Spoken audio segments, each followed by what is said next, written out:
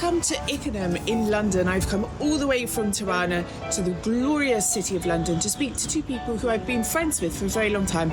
Tomorr and Mariella Chingo. They are two Albanians living in London for longer than I lived in the UK, and their contribution to culture, music and art, both in Albania and the UK, has been immense. I've come to visit them at their place of work today to find out more about what they've been up to.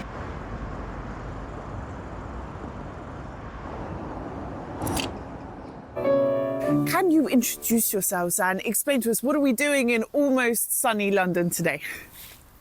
Me first? Okay, so I am Mariella Chingo. By profession, I am a musician. I play the piano, classically trained in Albania, but then did my A-levels and my university in London. So I came here as a student and then stayed. Yeah. And you? My name is Tomorr. By profession, I'm a choreographer. So you can see two artists just got together. Yes. I studied in Albania classical ballet from very early age. Did the university, got a degree in choreography at the Albanian University. Then I became the first choreographer of the Albanian National Ballet. Moved to Spain, lived there for 3 years, and came to UK to study to do a master in choreography and theatre direction. And here we are, both together. Here we run a music academy.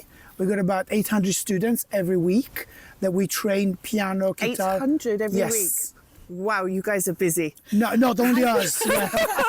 We have staff to help us, honestly. Yeah, we have quite a few staff. I think it's fair to say that the base of the success has been that we had the foundations in Albania, which was really rigorous training, a lot of instilling the right type of discipline and expectations, just the right amount. But then because we did our university degrees here, you went to Laban, I went to the London College, then we got the other aspect, which is opening up and getting the other perspective of, you know, learning from other performances, other things. And we tried to combine the two together here. This is what we're trying to do. So we're trying to take the best of that culture and the best of this culture and marry them together. And so far, it works. It does work. You said you moved to Spain. Can you elaborate on that slightly, please? All right, Because this is such an interesting part of the story for people who don't know you. Well, it was 1991. Albania was changing. So on a tour of Spain with the Albanian National Ballet, for a month, we just toured all of Spain. And on the last day of the tour, with $110 in my pockets, with a German dictionary, I left through the back door of the hotel, claimed political asylum in Spain. And I was an asylum seeker for only 7 days. Wow. Because I went to a dance company in Murcia, South Spain, and when they saw that I could dance, I mean, in a way, art and dance saved my life. They just said to me, here you are, you can get a work permit. So I lived in Spain for 3 years, danced for the Classical Ballet of Madrid, and I wanted to come to UK to do a master's in choreography and dance. So I moved to UK, came here as a student, got a few contracts, worked for English National Opera, and everything is history in that time. You met both in the UK, your paths crossed by accident. Was there a bit of fate intertwined there, perhaps? I think there's a little bit of fate. So it was Mother Teresa kind of that brought us together. I met her as a child because I used to go to the I used to go to the Catholic Church in Korça, which is where I'm from. And Mother Teresa came a few times because I opened a house there in the church to help the community, which is also how I learned my English, really.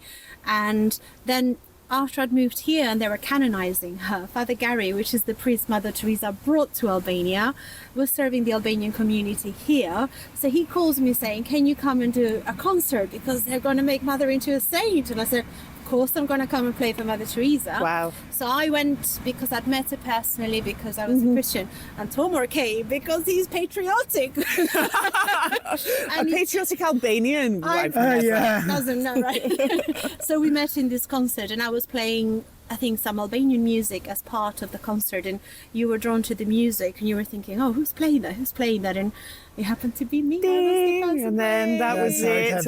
Flower.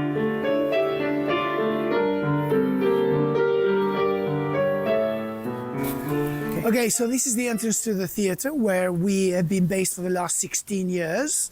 It's part of the Hynenden Council where we hire studios, and apart from working from the 2 studios in the theatre, we go to primary schools in the area and we send our music teachers to teach children various instruments, from piano to violin to singing and all of the other things in between. As young as 4 years old. As long as 4 years old? Yes. That's amazing. Can we go have a look inside? Yes, let's go inside.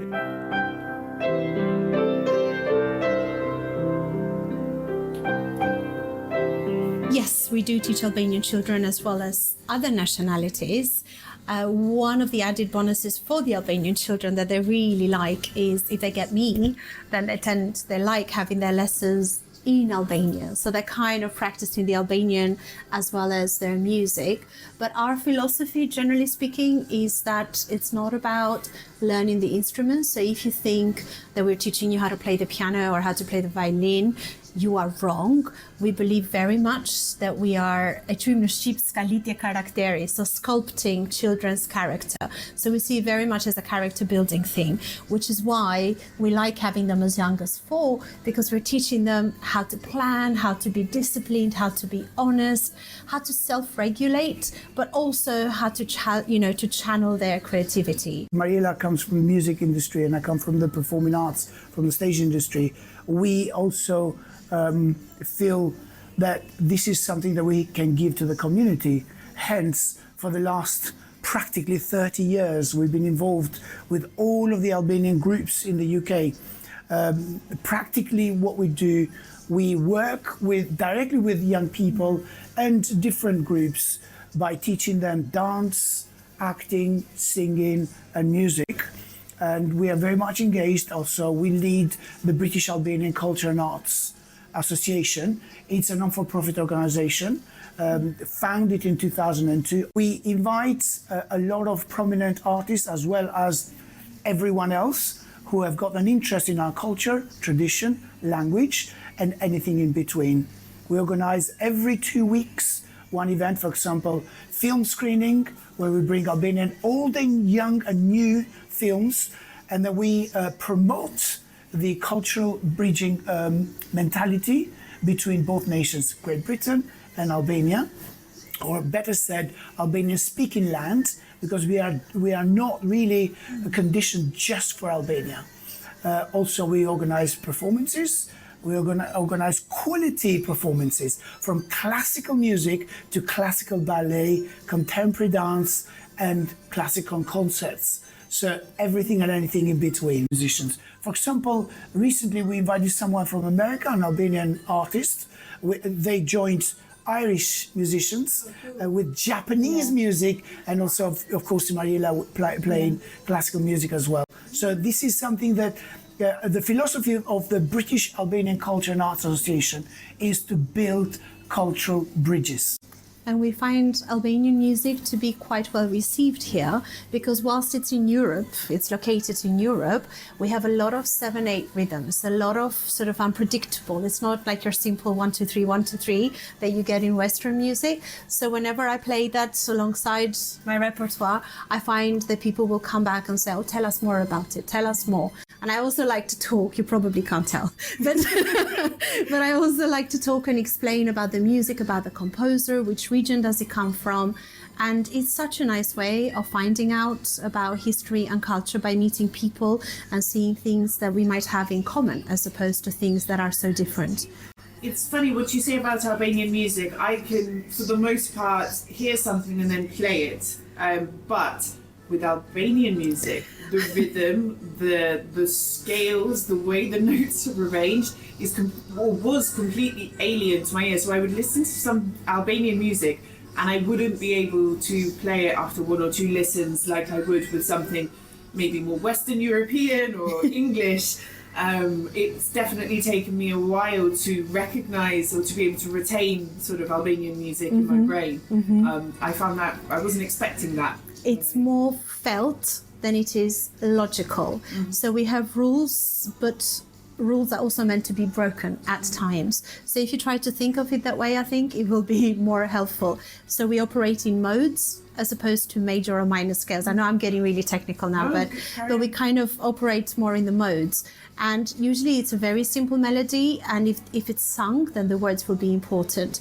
So therefore the words will take priority, not keeping the structure of 3 or 4 in a bar, which is what we used to hear. And you'll also find if you go in the north of Albania, the music will be, more diverse. So you'll get more like the 7/8 rhythms, kind of like the nature. So you get the more mountains.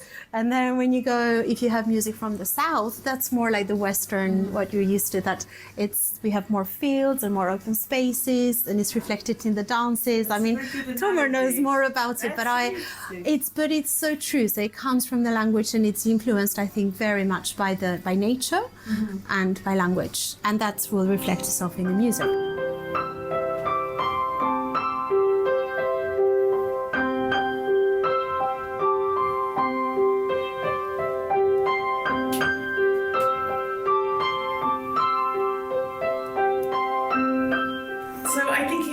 To say that over the last couple of years, the Albanian has had some issues with how they've been portrayed in the media in the UK, which has been completely wrong. It's been terrible. This hatred has been whipped up very unjustly, and it's often made me feel ashamed to be British many, many times.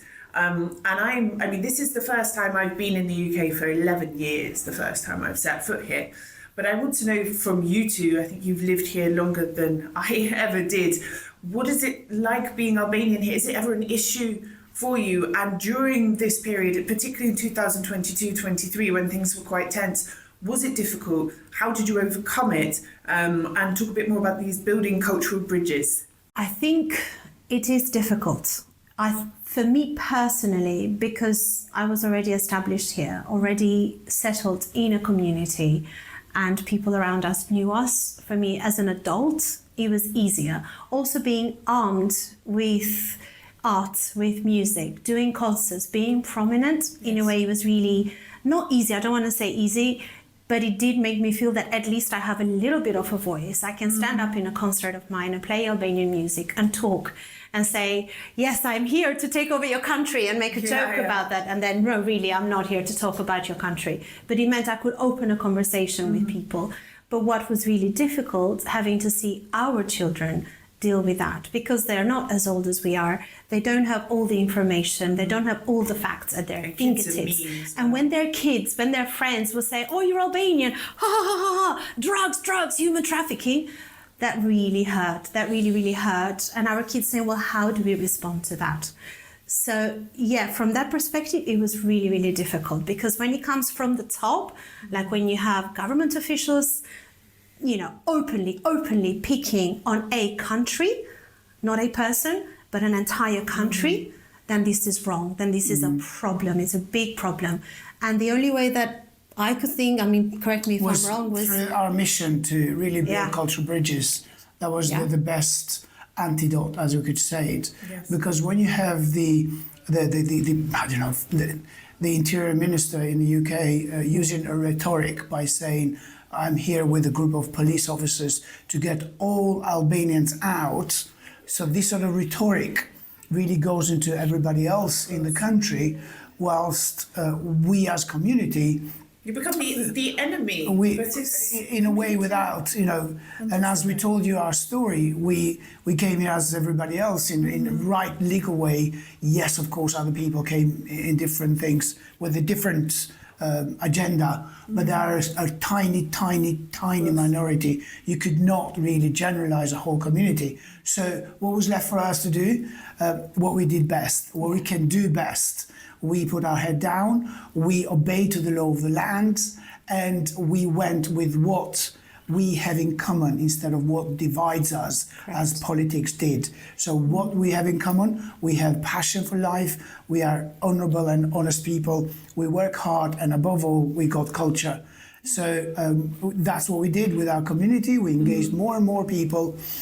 as well as Marila just said it before, at every concert that Marila does with classical orchestra, so small or big, she always plays an Albanian music, and she also comments how proud she is to be Albanian and how this enriches people's life by us being here, by obeying as everybody else, and it shouldn't be where we come from. The same thing with the children. We found the best thing is to arm them with as much information as possible. So not to go out and fight, but to say, so we say to them, well, encourage your friends to ask questions. Because if they're asking questions, then you can have open conversations. And then, like Tom said, then you can find the things that unite you, the things that you have in common, and the tiny little differences that you will actually enjoy. Because a lot of the kids were coming, not only our children, but the children that we teach, the children from the community, saying, what do we do? What do we do when they're saying this to us? And it was like,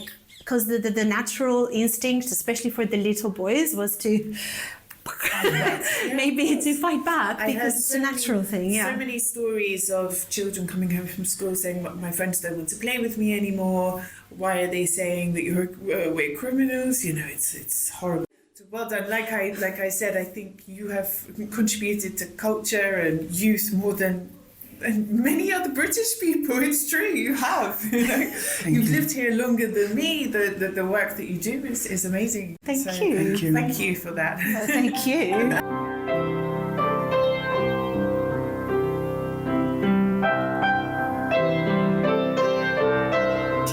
She's taken the rings off. And the watch. Yes, because this is now we mean business. You know, it's a serious piece of music when the rings and the watch come off. Correct. This is Chopin, so we have to be like this for Chopin.